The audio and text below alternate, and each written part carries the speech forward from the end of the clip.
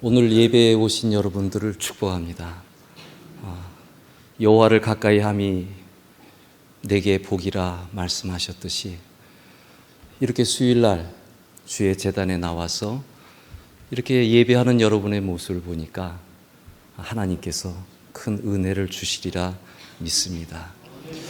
우리가 좀 더 하나님께 가까이 나갈 때 이것이 결코 쉬운 일이 아닌데, 더군다나 수요일날 많은 교회들이 자리를 비고 있는데 이렇게 많이 나와서 하나님께 예배하게 되는 모습을 보니까 마음이 기쁩니다. 우리 잠깐 기도하고 말씀의 교제를 나누도록 하겠습니다. 좋으신 하나님, 오늘도 우리에게 말씀하여 주시고 말씀 가운데서 하나님의 뜻을 발견하게 하시고 또 말씀 가운데서 은혜 받게 하시고 하나님이 원하시는 사람으로 날마다 만들어가게 하옵소서. 이 자리에 모인 모든 성도들을 주님께서 축복하여 주시옵소서. 예수님의 이름으로 기도합니다. 아멘. 초대교회 신앙 고백은 예수는 그리스도다. 짤막한 고백이었습니다. 예수님께서 병든 자를 낫게 하시고 또 귀신을 쫓아내시고 또 죽음의 문제를 해결해 주시고 절망에 처한 사람들을 만나서 새롭게 만들어 주시고 또 가난한 자에게 복음을 전하시고, 이러한 일들을 통하여서 예수님은 그리스도다라는 것이 이제 증명이 되기 시작하는 겁니다. 우리가 처음 예수님을 믿게 되었을 때 우리의 나름대로의 고백이 있습니다. 제 개인적으로는 저의 병을 치료하셨기 때문에 예수님을 그리스도로 고백할 수 있게 되었고, 그리고 무엇보다도 인간의 한계를 경험하는 가운데서 죽음 이후의 세계에 대해서 생각나게 하셨고, 그리고 천국에 대한 밝게 알 수 있도록 해주셨기 때문에 예수님은 그리스도다 이렇게 고백할 수 있게 되었습니다. 오늘 이 시간에 여러분이 은혜의 자리에 나왔는데 그 은혜의 자리가 예수님을 그리스도로 만날 수 있는 자리가 되기를 바랍니다. 우리에게 어떠한 여러 가지 일들이 있을 것입니다. 그때 우리의 구원자, 인생의 문제를 해결해 주시고 영적인 문제를 해결해 주시고 삶의 문제를 반드시 해결해 주시는 예수 그리스도를 의지하시기 바랍니다. 주님은 우리를 오른팔로 붙잡아 주실 것입니다. 다윗의 신앙 고백 가운데 여호와는 나의 목자시니 내게 부족함이 없으리로다. 여호와는 나의 산성이요 방패시요 피할 바위시요. 이건 그의 삶의 경험에서 나온 것입니다. 그냥 교리적으로 예수가 그리스도다 이렇게 고백한 것이 아니라, 예수는 나의 목자다 이렇게 고백한 것이 아니라, 나를 치료하셨고 나를 보호하셨고 나를 지켜주셨고 내 기도를 들어주셨고 내 삶을 간섭해 주셨고 지금도 나를 도와주시는 분임을 알기 때문에 예수를 그리스도로 고백하는 것입니다. 우리가 만난 예수 그리스도, 그분을 통하여서 우리는 점점 신앙이 새롭게 발전되어져 나가는 것입니다. 사람들의 신앙 고백은 이러한 여러 가지 경험을 통하여서 예수님을 그리스도로 고백하게 되는 것입니다. 우리 기독교의 역사를 놓고 볼 때 처음에 예루살렘을 중심으로 해가지고 거기에 시리아와 소아시아와 이집트와 이러한 지역에 처음 교회들이 생겨졌을 때 나타난 교회가 정교회라고 하는 것입니다. 다른 교회들도 있었지만 특별하게 기독교의 중요한 세 개의 교단을 얘기하자면 이렇게 초기 교회는 정교회였습니다. 그러다가 로마가 멸망한 이후에 프랑크 왕국을 중심으로 해가지고 이제 가톨릭 교회가 보호를 받게 되면서 로마 가톨릭 교회가 유럽에서 번성하게 되므로 가톨릭 교회가 나오게 됩니다. 그러다가 중세 시대에 마틴 루터를 중심으로 해서 새로운 개혁의 바람이 불어오므로 프로테스탄트가 생겨나게 된 것입니다. 제가 이 얘기를 하는 것은 우리 기독교의 3대 큰 세계 줄기 가운데 그 어느 것도 예수 그리스도를 거절하지 않습니다. 이 모든 교파의 기초는 예수 그리스도에게 있습니다. 여기에서 그들은 지역에 따라 그리고 문화에 따라 새로운 신앙 형태들을 만들어내게 된 것입니다. 중요한 것,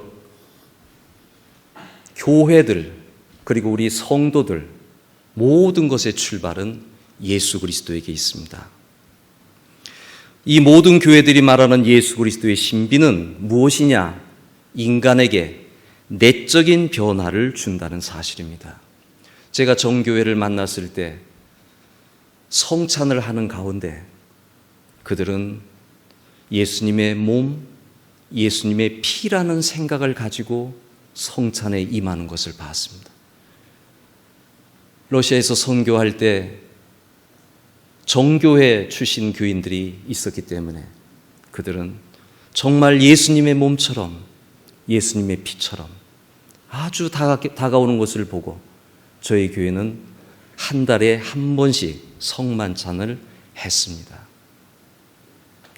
예수 그리스도가 나에게 변화를 준다. 그들은 성찬을 통해 변화를 준다는 사실을 신앙적으로 고백하고 있었습니다. 우리는 예수를 만났을 때 세상의 가치가 떨어진 것을 경험했을 것입니다. 세상의 맛이 떨어진 걸 경험했을 것입니다. 정말 영적인 가치가 너무나 많이 상승되어져 가지고 어떻게 하면 내가 예수 그리스도 안에서 새로운 삶을 살 것인가라는 그러한 생각을 했을 것입니다. 예수를 처음 만나게 되었을 때 예수는 나의 삶 전체를 변화시킵니다. 새로운 것이 들어옵니다. 영적인 눈이 띄어지게 됩니다. 새로운 세계관이 만들어집니다. 새로운 가치관이 만들어집니다. 구주의 십자가 보혈로 죄 씻음 받기를 원하네. 여기 안에서는 우리의 온통의 변화가 있는 것입니다. 세상의 가치가 떨어지고 하늘의 가치가 상승하는 가운데 예수 그리스도는 나에게 있어서 생명으로, 여기에서 우리는 칭의, 의롭다 함을 인정함을 받는과 동시에 신생, 새롭게 생명을 얻게 되고 중생, 새롭게 거듭나게 되는 그러한 변화를 맞이하게 되는 것입니다. 내 속에 떨림이 있고 내 속에 감동이 있고 예수 생명이 내 안에 들어와 있습니다. 바울 사도가 그리스도가 내 안에, 내가 그리스도 안에 있다는 것은 예수 생명이 내 안에 들어와 있기 때문에 나는 이전과는 전혀 다른 사람이 된 것입니다. 우리는 그냥 이전의 사람이 아니라 예수 그리스도를 만남으로 말미암아 내 안에 예수의 생명이 싹트기 시작하는 것입니다. 그 결과로 우리는 하나님의 자녀가 된 것입니다. 그리스도가 내 안에 있다면 그 사람이 그리스도인인 것입니다. 병에다가 술을 담으면 술병이고 포도주를 담으면 포도주병이고 음료수를 담으면 음료수병이고 물을 담으면 물병이 되듯이 예수 그리스도를 내 안에 받아들이면 우리는 그때부터 그리스도인이 되는 것입니다. 이거는 대단한 변화입니다. 동방정교 얘기를 잠깐 더 말씀드리면 그들은 예수 생명이 내 안에 있다는 것을 확신했습니다. 그래서 예수님의 모습을 더 닮아가기 위해서 예배했고 기도했고 세상에서 살았습니다. 세상에서 그것을 더 누리지 못할 것 같아서 동방정교에서 수도회가 만들어진 겁니다. 가톨릭교회 수도회는 여기에서 영향을 받아서 만들어진 겁니다. 영적인 생명이 너무나 소중한 것이기 때문에 그 생명을 더 발전시키고 싶고 성경으로 표현하면 베드로 사도의 말로 표현하면 신의 성품을 더 닮아가고 싶어하는 그러한 사람이 되고 싶었던 것입니다. 저와 여러분이 예수 그리스도를 영접했다면 새 생명을 가진 자가 된 것입니다. 이 확신, 이게 우리의 신앙생활의 첫 번째 기초입니다. 지난 8월에 안양의 한림대 병원에 가서 폐암으로 죽어가는 환자를 만났습니다. 저와 잘 아는 사이가 아니었는데 우리 교회 교인의 가족이었습니다. 이제 생명이 다 됐기 때문에 영혼을 구원해야 되겠다. 기도를 하고 찾아갔습니다. 찾아가서 그와 대화하면서 그에게 예수 그리스도를 얘기하고 그리고 예수 그리스도를 마음에 영접을 시켰습니다. 알고 보니까 그는 중고등학교 시절에 회장했던 사람이었습니다. 교회 회장을 했던 사람이었습니다. 그런데 오랜 동안 교회를 떠나서 살다가 이제 인생의 끝부분에 와서 나이가 60대, 저랑 비슷한 나이였는데 예수 그리스도를 영접하고 이제 일주일 후에 그가 하늘나라로 갔기 때문에 가서 입관 예배를 드리고 돌아왔습니다. 예수의 생명이 뭐기에? 예수를 믿는다고 하는 것이 무엇이기에?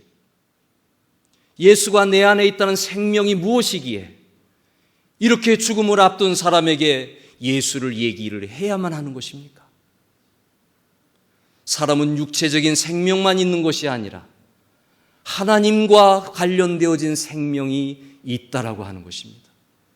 한국에 수많은 교회들이 세워지고 세계도처의 선교사들이 나가는 이유는 여러 가지 선한 사업도 있지만 가장 중요한 것은 예수를 만나게 하기 위한 것입니다. 그 죽어있던 생명이 살아나게, 하나님과 원수되었던 사람이 하나님과 화목되게 만들게 하는 일, 그 죽어있는 생명이 살아나게 하는 일. 그래서 이 세상에 살아가는 동안에 생명 있는 자로 살아가게 하고 죽음 이후에 하나님을 만나는 사람이 되게 하기 위해 전도를 하는 것입니다. 그냥 교세를 늘리기 위한 것이 아닙니다. 교회가 커지기 위해서 하는 것이 아닙니다. 주님께서는 한 영혼을 귀중하게 여기기 때문에 오늘 내 주위에 있는 사람들, 내 가까이 있는 사람들, 그런 사람들에게 예수를 얘기하고 기도하고 그들이 예수를 믿기를 간절히 원하는 것입니다. 예수 생명을 얻는 것은 중요한 것이 하나 있는데 오직 은혜로 된다는 사실입니다. 죽음에 앞둔 사람이 예수를 영접할 때 그의 공로가 없습니다. 그의 신앙심이 깊지도 않습니다. 그가 새벽 기도한 사람도 아닙니다.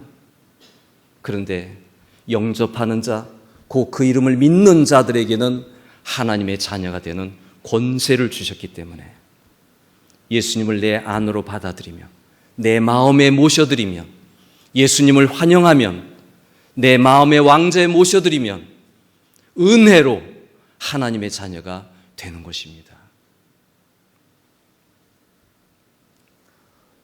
오늘날 성도와 교회 문제가 어디 있습니까? 신학자 하비 콕스의 용어를 빌려서 얘기하면 믿음과 신앙의 차이를 구분하지 못하는 데서 오기도 하고, 그리고 구원을 하나님의 은혜로 이해하지 못하는 것에서 온다고 하는 것입니다. 하비 콕스가 그런 얘기를 했습니다. 믿음의 차원이 있고 신앙의 차원이 있다. 아주 간단한 얘기입니다. 믿음이란 공적인 믿음, 예수 그리스도를 고백하는 사도신경과 같은 공적인 믿음을 얘기하는 것입니다. 이 터에 든든하게 교회가 세워져 나가면 좋습니다. 근데 신앙이란 개인적인 경험입니다. 내가 예수를 믿었던 이런 변화가 있었다. 내가 예수를 이렇게 체험했다. 그러한 개인적인 신앙의 체험들이 신앙이라고 하는 것입니다. 믿음과 신앙은 차이가 있다고 그분은 구별을 했는데 정말 구별을 잘했습니다. 얼마 전 PD 수첩에 모 교회에 대한 얘기가 나왔는데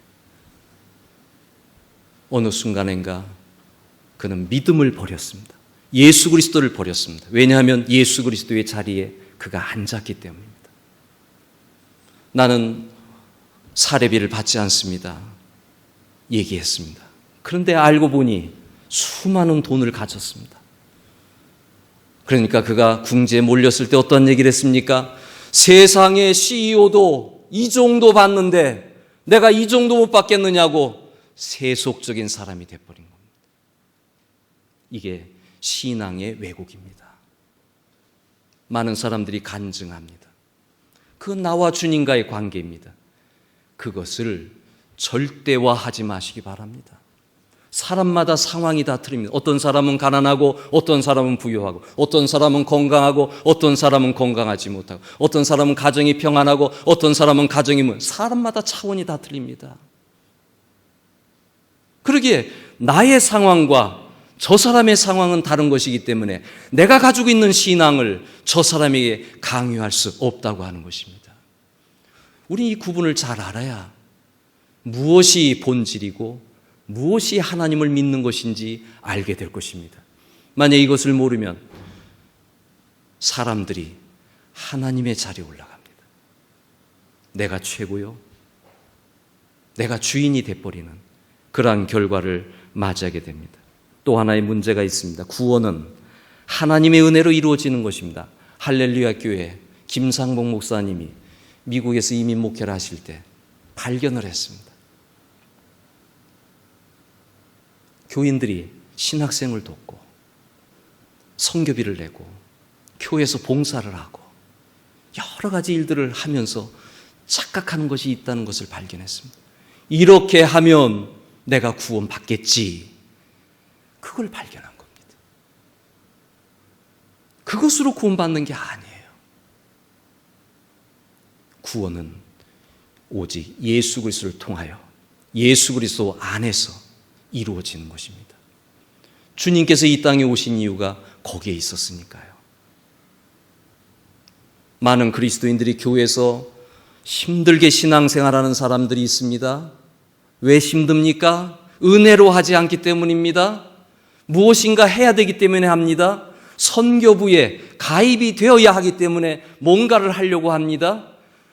그러나 그리스도인의 신앙생활은 은혜로 하는 것입니다. 주님께서 나에게 구원해 주신 은혜가 너무 크기 때문에 자율적으로 하는 것입니다. 주님의 받은 은혜가 크기 때문에 하는 것입니다. 내가 봉사하고 기도하고 예배하고 새벽 예배를 드리고 헌신하는 모든 것들이 구원받기 위한 것이 아니라 하나님의 은혜가 크기 때문에 자연스럽게 나가는 행동이 되는 것입니다.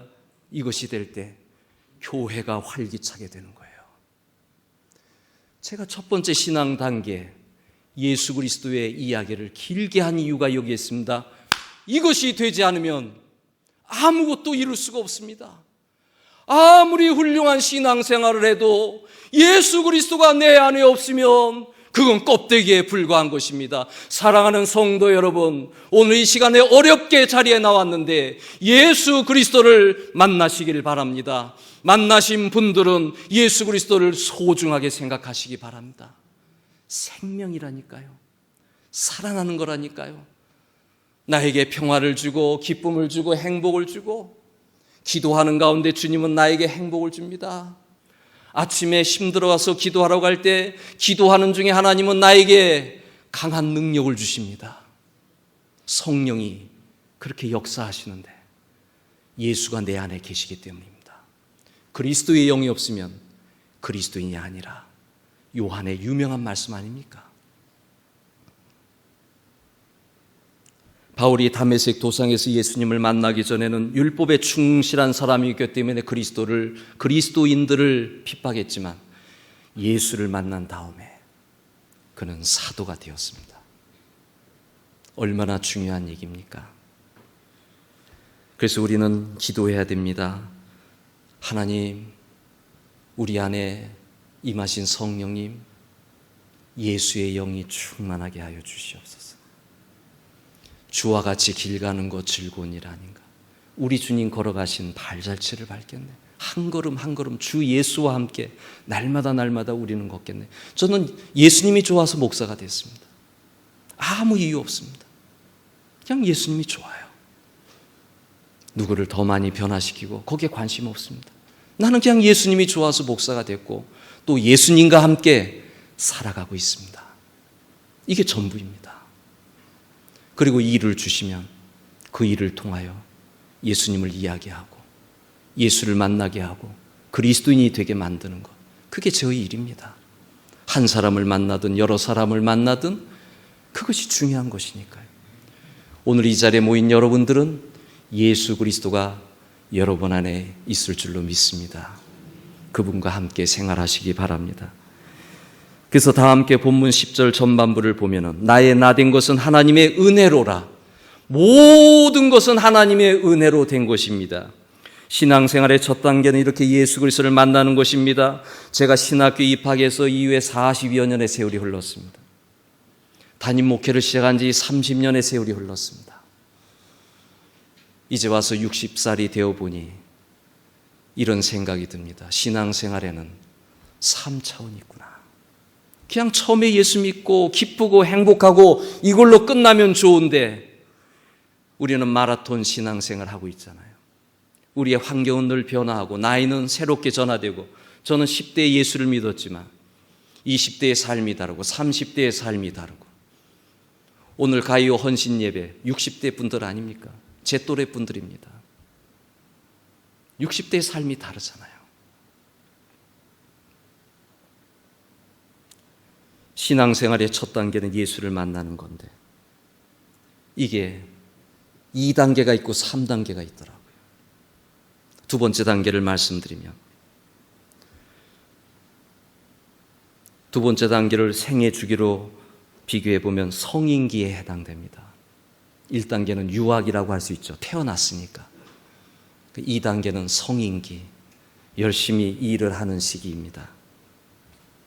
저는 한국 개신교인들이 예수 그리스도를 만난 이후 그리스도인다운 삶, 새 생명을 가진 자의 삶을 살지 않는 것을 안타깝게 생각하는 사람입니다. 나를 통해 그리스도가 보여져야 되는데 나를 통해 그리스도가 보여지지 않으면 세상에서 손가락질을 받게 되고, 이제 우리의 전도의 문은 막혀져 있습니다.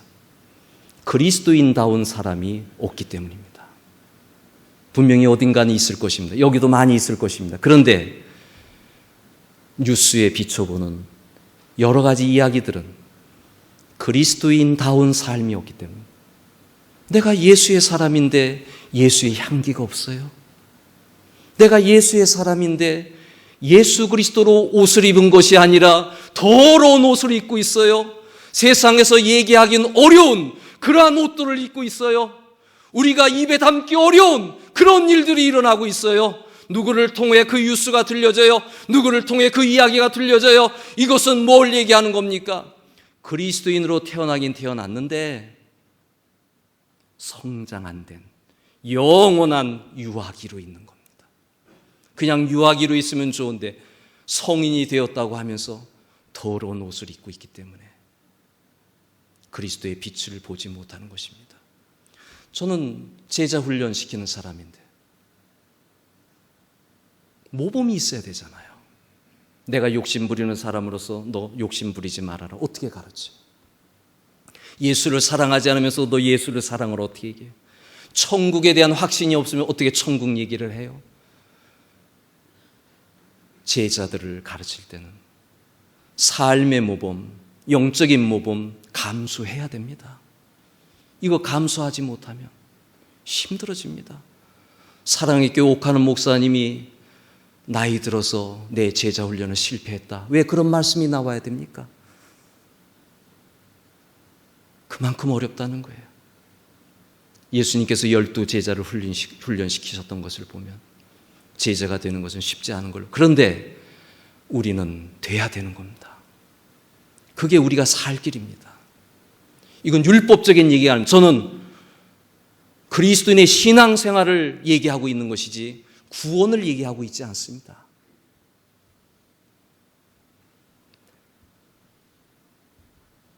그리스도인은 그리스도의 사랑의 깊이와 넓이와 높이를 확장시켜 나가는 사람들이어야 한다는 것 꼭 기억하시길 바랍니다. 예수 그리스도를 만난 이후의 삶, 그것은 구원받기 위한 삶이 아니라 은혜에 보답하기 위한 삶이 되는 것입니다. 자율적으로 하는 것입니다.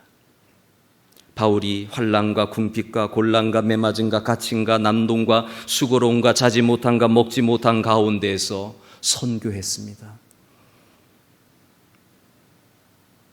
왜 그는 이렇게 했습니까?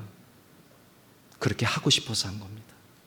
괴로움도 있었지만 그리스도의 은혜가 너무 좋아서 이 은혜를 전하지 않으면 안 될 것 같아서 그는 그렇게 살았던 것입니다. 그래서 우리는 신앙의 두 번째 단계에서 그리스도의 은혜를 받은 자로서 선한 삶을 살아가야 되고, 그리고 교회 안에서 충성을 해야 되는 것입니다. 성령계 그리스도인들은 세상에서 일을 함과 동시에 교회 안에 들어와서 일을 해야 됩니다. 하나님께 찬양도 하고 봉사도 하고, 여러분은 그리스도의 몸입니다. 그리스도의 지체들입니다. 그리스도가 교회의 머리라면 여러분은 교회의 지체들입니다. 지체들이 움직이지 않으면 교회는 성장할 수가 없습니다. 그러니까 교회 와서 여러분들은 하나님 일에 충성하시기를 바랍니다. 구로 반석교회 목사님이 계셨는데, 지금 원로 목사님이 되셨는데, 그분이 젊었을 땐 충성이라는 단어를 싫어했어요. 왜냐하면 나처럼 새벽 기도하고 주일 예배 드리고 헌신하고 봉사하고 상담하고 신방하고 이것처럼 충성된 게 어디 있느냐 생각을 했어요. 그런데 그가 미국에 갔을 때 교통사고를 만나게 됩니다. 그러는 가운데 그는 10번의 대수술을 통해서 간신히 서게 되는 사람으로 바뀌게 됩니다. 우리 감리교회는 한 달에 한 번 교육자 회의가 있는데, 그 교회에서 교육자를 할 때 담임 목사님이 설교하게 되는데, 그분이 설교하시면서 이런 얘기를 하셨답니다. 여러분, 나는 과거에 충성에 대한 오해를 했습니다. 근데 이렇게 다치고 나니까 내가 기도할 수 있다면 기도하는 것, 내가 예배할 수 있다면 예배하는 것, 내가 설교할 수 있다면 최선을 다해서 설교하는 것, 내가 봉사할 수 있다면 봉사하는 것, 지금 내 현재의 자리에서 그렇게 하는 것이 충성인 것을 깨달았습니다라고 얘기했습니다. 우리는 충성을 많은 것을 가지고 얘기하지 마시기 바랍니다. 나에게 주어진 것, 거기에서 최선을 다하는 것이 충성인 것입니다. 마지막으로 신앙생활의 세 번째 단계는 오늘 선교회와 관련된 말씀입니다. 인생 주기의 후반부이기 때문입니다. 60이 되면 인생의 후반부를 맞이하는 거예요. 이게 세 번째 단계예요. 우리는 성령기의 그 모든 수고한 일을 통해 하나님께 영광을 돌렸습니다. 하나님을 찬양했습니다. 하나님이 해주셨습니다. 그렇게 고백을 했습니다. 수많은 목사님들이, 수많은 성도들이 그렇게 얘기를 했습니다. 한 사람을 통해 많은 업적이 이루어졌습니다. 그런데 인생의 후반부에 수고를 다한 후에 모든 영광을 하나님께 돌리느냐, 내 영광이 되느냐 하는 마지막 관문이 남아있는 것입니다. 이게 별거 아닌 것 같죠? 많이 꼬꾸라지는 걸 봤습니다. 동방종교의 수도사들이 노년에 망가지더라고요. 저는 이해가 안 됐어요. 그 많은 수도사 생활을 하는 가운데 어떻게 노년에 망가지느냐? 제가 깨달은 것은 그것입니다. 기독교 신앙생활은 돌을 닦는 게 아니라는 겁니다. 날마다 예수와 함께 사는 것이 그리스도인의 신앙생활입니다. 그래서 저는 이거를 이슬 신앙이라고 붙였습니다. 이슬을 먹고 사는 사람입니다. 오늘 주님을 놓치면 오늘 모든 게 망가지는 겁니다. 이거는 매이는 게 아닙니다. 그리스도의 은혜로 살아가는 겁니다.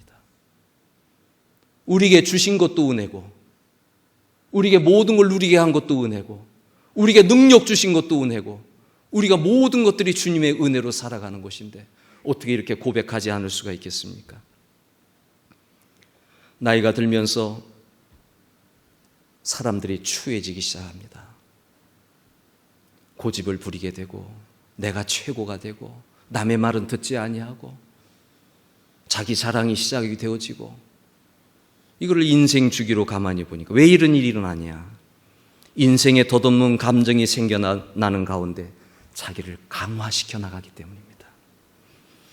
또한 나이가 들면서 새로운 사건을 체험하지 못해요. 그래서 저는 책이라도 읽으라고 하는 거예요. 새로운 사건을 인생의 후반부에는 누리지를 못해요. 육체의 한계가 있고 생각의 한계가 있고 일터의 한계가 있으니까. 그렇기 때문에 어떻게 돼요? 자꾸만 과거로 돌아가는 거예요. 과거에는 이러했는데, 과거엔 내가 이러했는데, 그러니까 사람이 쪼그라드는 거예요. 과거의 일을 중요하게 생각하기 때문에 망가지는 겁니다. 오늘 헌신 예배 드리는 선교회는 지금까지 교회 안에서 많은 일들을 했을 것입니다. 이 일은 내가 했다고 얘기할 수도 있을 것이고, 내가 아니면 안 되었다고도 얘기했을 것이고, 이렇게 말한다면 신앙의 세 번째 단계가 실패하게 되는 것입니다. 한국 기독교 130년의 역사에서 이런 모습이 도처에 나타나고 있습니다. 저는 성도들에 대한 얘기는 하지 않겠습니다. 목사니까 목사에 대한 얘기를 하겠습니다. 왜 영광을 가로채는 것입니까? 내가 한 것입니까? 주님의 은혜로 한 것입니다. 10절에 전체를 보면 은혜라고 얘기하고 있습니다. 내가 모든 이룬 것도 하나님의 은혜로 된 것이라고 얘기하는 것입니다. 내가 지금까지 하나님의 일을 했다면, 엄청난 업적을 쌓았다면 그것은 하나님의 은혜로 한 것입니다. 저는 이것을 선교지에서 분명하게 깨달았습니다. 선교지에 갔을 때 러시아어도 잘 못했습니다. 하나님이 가라 그래서 갔습니다. 부목사 생활 중에 저는 새로운 전환점이었습니다. 부목사 생활을 하고 이제 한국에서 목회를 계획을 했습니다. 그러나 하나님이 선교지로 내모시는 것이었습니다. 아무것도 없었습니다. 내가 할 수 있는 것도 없었습니다. 가서 울었습니다. 내가 할 수 있는 게 아무것도 없었습니다. 하나님께 기도했습니다. 하나님, 못하겠습니다. 나가겠습니다. 얘기했습니다. 그러는 가운데 하나님께 기도했습니다. 하나님께서 사람을 보내주시면 내가 있겠습니다. 그 당시 슈콜라 교실에서 예배를 드렸는데 믿음을 가지고 강당으로 옮겼습니다. 보내주세요, 하나님. 그래야 제가 하나님이 나와 함께하는 것 알 수 있는 것 아닙니까? 제가 나가서 전도도 못하는 마당에 하나님이 보내주셔야 되겠습니다. 강당으로 옮기고 매주 사람들이 들어오기 시작합니다. 그 해에 100명의 출석교인이 만들어졌습니다. 누가 한 겁니까? 하나님이 하신 겁니다. 3명의 제자가 만들어졌습니다. 누가 한 것입니까? 하나님이 한 것입니다. 성전을 건축할 때 너무 깝깝해서 고려인 마피아를 찾아갔습니다. 같은 동족이기 때문에 뭔가 날 좀 도와주겠지. 땅을 소개하고 좀 싸게 해주고. 그 사람이 이런 얘기를 하는 겁니다. 하나님을 믿느니 나는 내 힘을 믿겠습니다. 저는 교회 와서 얼마나 울었는지 모릅니다. 저 사람은 저렇게 힘이 있어 보이고 저렇게 능력이 있어 보이는데 주의 종이란 사람이 이렇게 무능하게 있으니 하나님, 내가 저 사람한테 저런 소리를 들었으니 하나님 들으셨죠. 나는 너무나 슬픕니다. 나에게도 능력을 좀 달라고 하나님께 기도했습니다. 1년의 세월이 흐른 뒤에 우리 교회는 유치원 건물을 사서 성전 건축을 했고, 그 고려인 마피아는 자기 집 앞에서 총에 맞아 죽었습니다. 성전 건축을 이룬 것도 하나님의 은혜요. 제자를 키운 것도 하나님의 은혜요. 성도들이 교회로 와서 제가 100여 명을 예수 영접시켰는데 그렇게 된 것도 하나님의 은혜요. 그래서 저는 하나님의 선교라는 용어를 참 좋아하게 되었습니다. 그 다음부터 저는 자유로워졌습니다. 정말 자유로워졌습니다.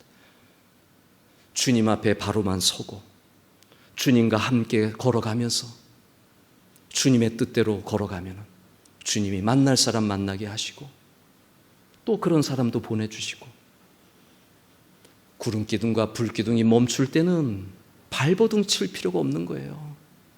주님과 함께 살아가면 되는 거예요. 그것이 움직이면 같이 움직이면 되는 거예요. 바울 사도가 하나님의 은혜인 것을 알았기 때문에 10절 하반절에 내가 한 것이 아니요 오직 나와 함께 하신 하나님의 은혜로라, 이 고백이 선교회의 고백이 되시기 바랍니다. 여러분의 고백이 되시기 바랍니다. 그러면 자유한 사람이 되는 거예요. 모든 영광 하나님께 돌리게 되는 것입니다. 우리가 이룬 수고 보잘것없어요. 1000명의 교인을 만들었고 2000명의 교인을 만들면 뭐합니까? 저는 동작지방 감리사인데 동작지방에서 제일 큰 상도교회가 있습니다. 예배당 건물이 허물어졌습니다. 교육관 건물이 허물어졌습니다. 교인들이 100명도 안 됩니다. 뭘 얘기하는 겁니까? 하나님의 은혜를 기억하지 못했기 때문에 그런 일이 일어나는 겁니다. 교회 세습이요? 잘 생각해 봐야 됩니다. 저는 이 고신교단이 교회 세습이 없는 교단인 걸로 알고 있습니다. 여러분 참 교단 잘 선택하셨습니다. 어떤 교인은 교회가 마음에 안 든다고 내가 헌금한 거 주세요. 그러고 나간 사람도 있습니다. 제가 사는 지역에 그런 교인도 있었습니다. 다 내가 했다고 하기 때문에 그렇게 되는 거예요. 기독교의 신앙은 예수 믿을 때도 은혜로 되는 것이고 주의 일을 한 것도 은혜로 하는 것이고 마무리 작업도 하나님께 영광 돌려야 그게 끝이 나는 것입니다. 바울 사도는 이렇게 고백했습니다. 사도 중에 가장 작은 자다. 이 사람처럼 멋있는 사람이 어디 있습니까? 사도 중에 내가 가장 작은 자입니다. 자유한 사람이에요. 누가 높으냐? 높은 자리에 올라가려고 다들 발버둥 치잖아요. 더 유명해지려고 발버둥 치잖아요. 기독교의 정신은 그게 아닙니다. 어떻게든지 내려가는 게 기독교의 정신입니다. 십자가를 지고 따라가는 게 기독교의 정신입니다. 우리가 언제부터 높아지려고 하는 것입니까? 바울 사도는 어디까지 낮아진 줄 아십니까? 모든 성도 중에 지극히 작은 자보다 더 작은 나라 그랬습니다. 사도의 자리에서 내려와서 이젠 성도들 가운데서 가장 작은 나라 그랬습니다. 저는 성인의 정의를 이렇게 내렸습니다. 나의 단점을 다 얘기할 수 있고 자유할 수 있는 사람, 그 사람이 성인이다. 얼마나 많은 사람들이 자기를 가둡니까? 자기를 숨기고 멋있는 모습만 보여주려고 하고 자기를 자랑하려고 하고 높은 자리에만 올라가려고 하고 그래야 멋있게 생각되는 사람들이 얼마나 많이 있습니까? 사랑하는 성도 여러분, 하나님의 아들 예수 그리스도요, 나를 불쌍히 여겨 주시옵소서. 이것이 우리의 기도가 되기를 바랍니다. 하나님의 은혜로. 그러면요, 결론적인 말씀입니다. 하나님의 은혜로 살아가면요, 하나님이 책임져 주십니다. 하나님이 축복해 주십니다. 말씀과 관련돼서 저를 자랑하는 것이 아니라 저에겐 두 아들이 있습니다. 러시아에서 다녀온 후에 교회도 없습니다. 사택도 없습니다. 월급도 없습니다. 저는 오직 하나님만 아는 사람이기 때문에 하나님께 말씀드렸고 그리고 교회를 개척을 했습니다. 그 어려운 시절에 나의 아이들이 유치원 때 러시아에 들어갔다가 초등학교 마무리 될 때 나왔습니다. 한국어가 짧죠. 그래서 공대를 보냈습니다. 인문계를 보냈다가는 날마다 스트레스 받을 것 같아가지고 하나님께 기도했습니다. 하나님, 이 아이들도 내 제자 아닙니까? 나는 내 아이로 보지 않습니다. 난 내 제자로 봅니다. 축복해 주세요. 큰아들은요, 국방과학연구소 연구원이 되었고요, 둘째 아들은 이번에 삼성 연구원이 되었습니다. 주님과 함께 사는 삶에는 하나님의 축복이 있습니다. 어떤 방면으로든지 축복이 있습니다. 내가 기도하고 바라는 것 주님이 채워주십니다. 성도 여러분, 수요일날 나와서 하나님께 기도하시기 바랍니다. 하나님께 예배하시기 바랍니다. 하나님을 가까이 하는 사람에게 하나님은 반드시 은혜를 주십니다.